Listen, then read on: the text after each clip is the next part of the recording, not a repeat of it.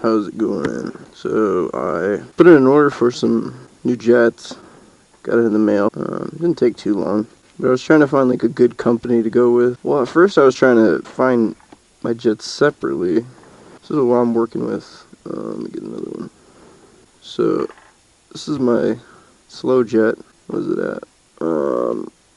Just the stock basic jet. What was it 38? So this is what I was working with. My main jet, stock 118. So basically, with this order that I did, I'm trying to get bigger jets because my exhaust system is debaffled. I did a couple air modifications. Yeah, so I put this in.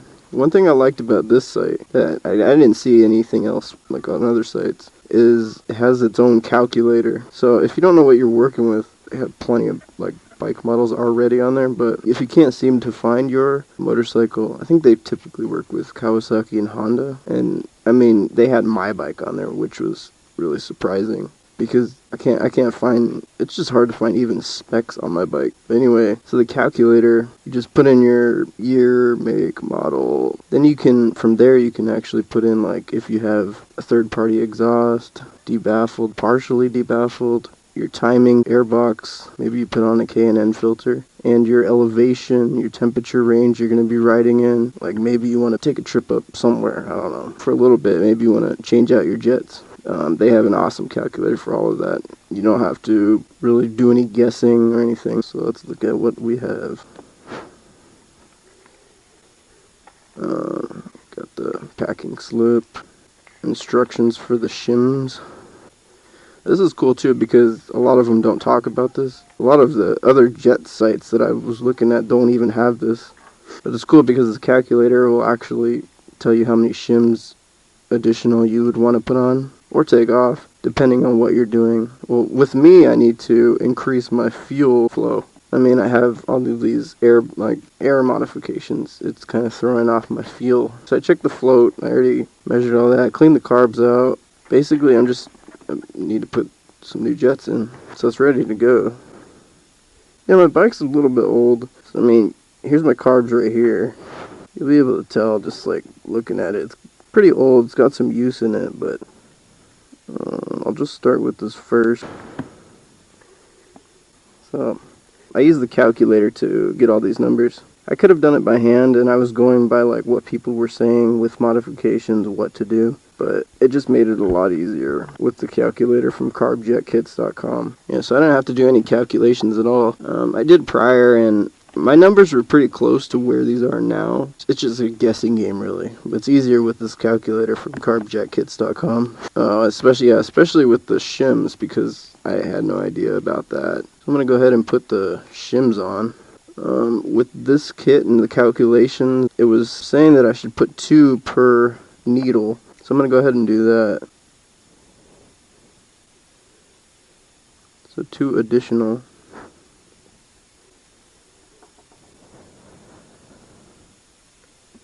And I want to get it, it's pretty clean now, but I like to get the needle shiny, well, shiny as I can. It's clean, but I just try to get all the tarnish off, the most tarnish that I can off. So I guess it's just ready to install now.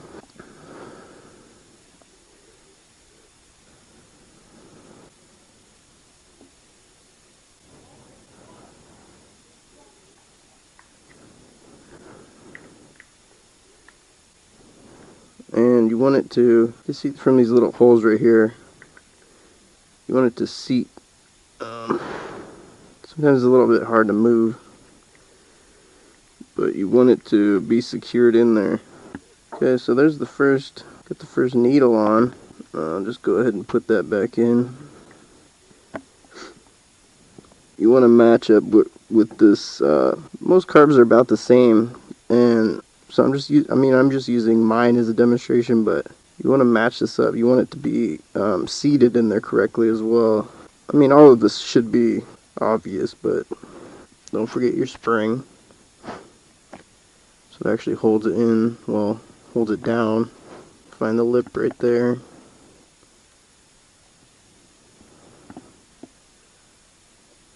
And good to go. Screw it back up.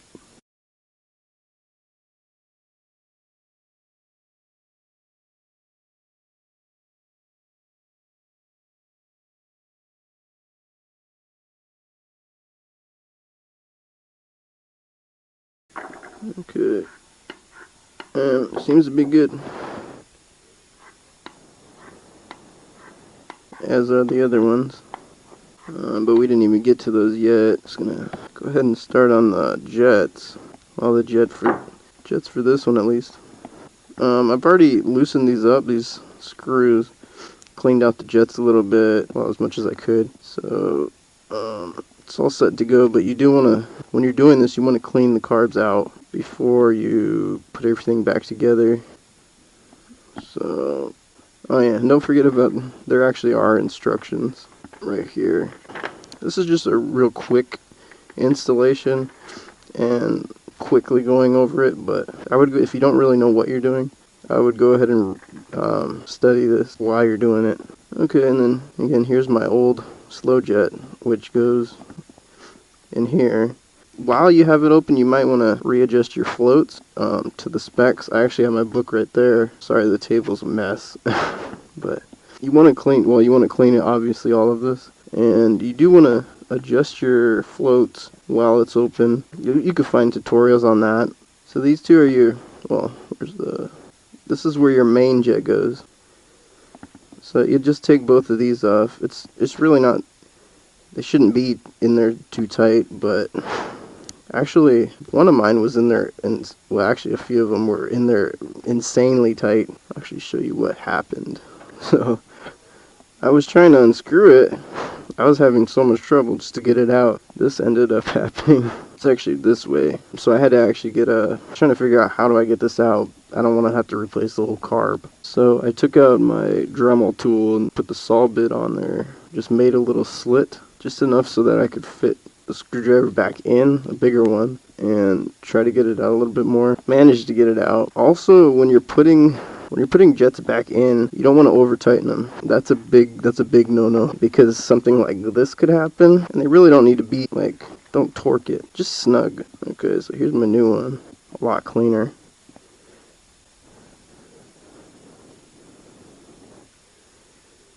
But again, just, you don't need to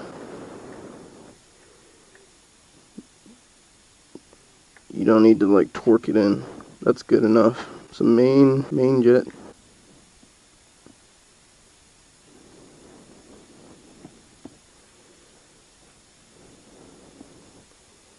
Again, do not over tighten it. Just snug. Looks good. This is good to go. Yeah, my bike was in like desperate need of some new jets. The previous owner of my bike didn't go and rejet it after debaffling the exhaust. So there was a lot of backfiring. Not too much, like not really obvious, just kind of grumbling. Right now I don't get, I think I get like 26 miles to the gallon, which is well below what I should be getting. Let's do another shim, another 2 shims, spring. So this is a little bit tough to get out. I know there's tools. Actually on the site they have a tool that you can add to it. It's like $5 additional. But it's well worth it, because I mean right now I'm just using a socket. It can get the job done, but the tool is well worth it. And it's a good investment if you're going to be doing this every now and then, because see, it's a plastic hex. I mean, so it could strip really easy. You don't want to do that. So you want to keep that shim on there. Add 2 more. In my case, I add 2 more. But some people, I mean, just use the calculator. It'll let you know what you need for the conditions, what you're running with. But yeah, that was a big help for me. I think that's really awesome how they have that at carbjetkits.com. Okay, so got my 2 additional shims on. Some jets actually have notches on here. But to me, I think this is actually easier because it works with the calculator. And I think actually stock, most of them are shimmed. So get that in there.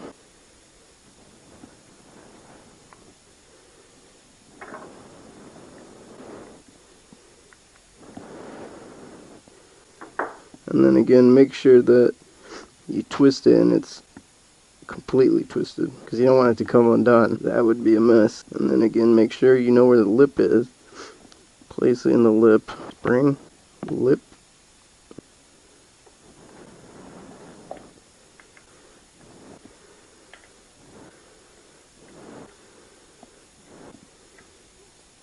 So now onto the jets. Oh, another thing you do want to do while you have the carbs off, clean them obviously, but you want to sync the valves. You want to synchronize them, at least on the table. If you don't have a carb sync, oh, and you do want to check your pilots too. You want to, I'm not going to get too much into detail about all of these things, but things you want to do while you have the carbs off, sync the valves. You'll just use these, none right there, just these three. Thing I just use a piece of paper to where it just barely grasps, but you want them to be equal. That you want to have these pilot screws to where they need to be. If you don't have a book for your bike, probably be a good idea to pick one up if you're going to be using, or if you're going to be servicing your own bike, just so that you know the specs. In my case, this is off of a vfr700. Mine is 2.5 turns out. So you twist it all the way in. Do not over tighten it. Just twist it to where it stops. Then turn it out. However many turns your manual says. Again, in my case, it's 2.5 turns out. So get a main jet. I want to over tighten it, and a slow jet.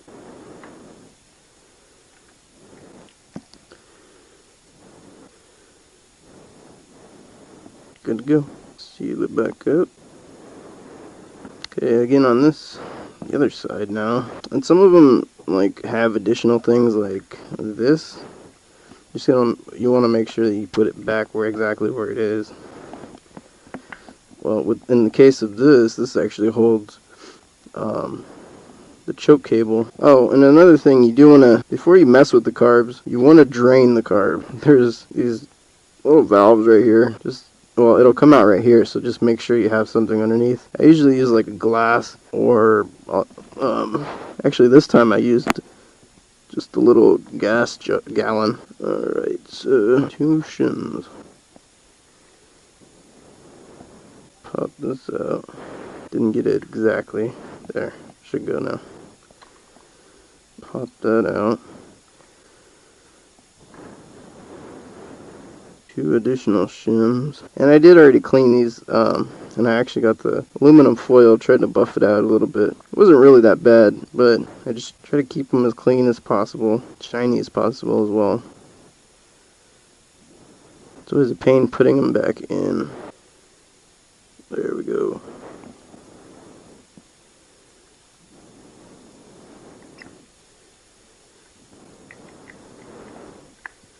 It's kind of a pain, like, putting them back in, just turning the stupid thing back, because I don't want to strip it, but I'm trying to get it even. Getting the lip.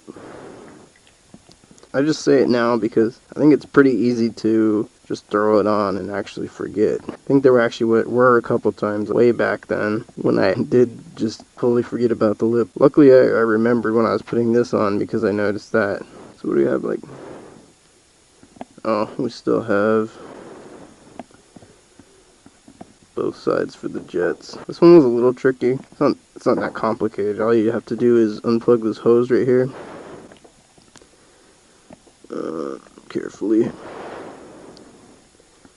So that you can get access to these screws. Slow jet. Oh, and again, you want to clean out these holes while the jets are off. Actually, you want to unscrew this as well.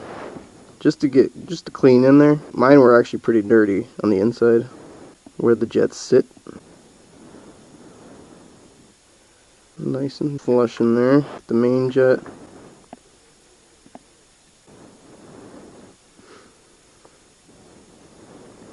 Nice and flush. Ready to go. Go ahead and do this last needle.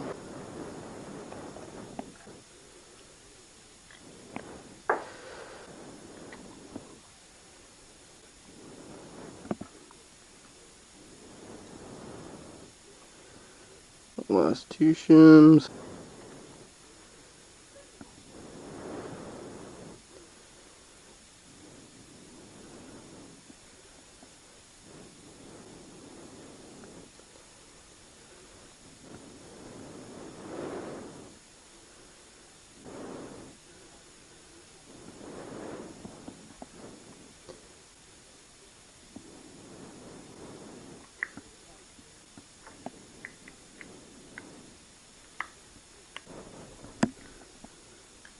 go. Lip.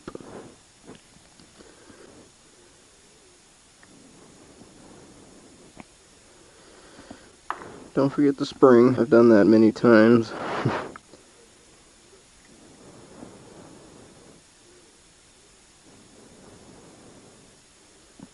Match the lip.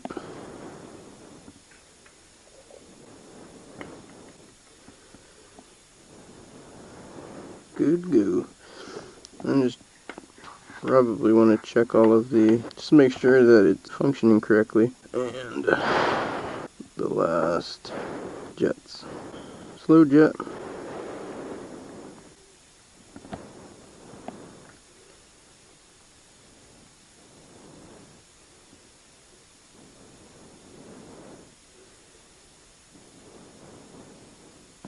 Nice and flush. And the main jet.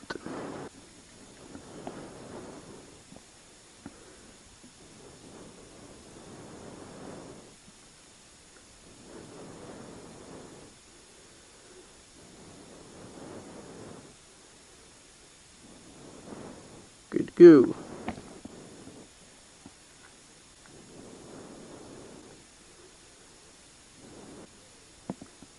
Seems to be all good. Oh, and I don't want to forget to plug this hose back in. That'll definitely be a fuel leak problem.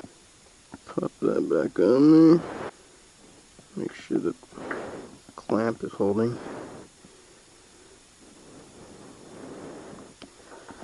Good to go. And I'll actually put this on the bike tomorrow because it is a little bit late. It's about 10 p.m. Just because my bike is debaffled and I don't want to wake everyone up. So yeah, that's as easy as it is. Definitely check out Carbjetkits.com. Without them, I'd basically be lost right now. I mean, at least when it comes to the sizes, because there's just so many different sizes. There's actually different size for different jets, so you got to deal with that too. Definitely check out the site though. It helped me with all my problems. And again, the calculator is on point. Looking forward to testing this out. Really excited. I'm definitely looking forward to getting better mileage as well.